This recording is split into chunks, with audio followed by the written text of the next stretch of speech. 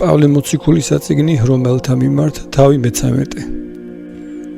ყოველი სული ხელმწიფებასა მას უმთავრესისასა დაემორჩილენ. რამე თუ არ არის ხელმწიფებაი გარნა ღმრთისაგან, და რომელნი იგი არიან ხელმწიფებანი ღვთისა მიერ განწესებულ არიან. ამი ერიდან რომელი ადგებოდის ხელმწიფებასა ღვთისა ბრძანებასა ადგების, ხოლო რომელნი იგი ადგებოდიან თავისათვისისა სასჯელი მიიღონ. რამე თუ მთავარნი იგი არა არიან საშინელ კეთილის მოქმედთა, არამედ ბოროტის მოქმედთა, გნებავს თუ რაითა არ აგეშინოდეს ხელმწიფებისაგან, კეთილსა იქმოდე და მიიღო ქება იმისგან. რამე თუ ღვთისმსახური არის შენდა კეთილისათვის, ხოლო უკვე თუ ბოროტსა იქმოდი, გეშინოდენ რამე თუ არა ცუდად ხრმალ აბს. რამე თუ ღვთისმსახურ არის შენდა, რისხვისათვის, შურის მეძებელ ბოროტის მოქმედთათვის. ვინაიცა ჯერ არის დამორჩილებაი არა ხოლო რისხვისათვის, არამედ გონებისათვისა იჭვისა.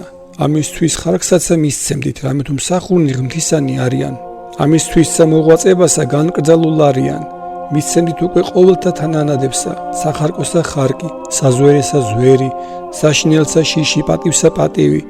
ნურაიმცა ვისითანაგაც, გარნა ურთიერთრას სიყვარული, რამე თუ რომელსა უყვარდეს მოყვასი თვისი, მან სჯული აღასრულა.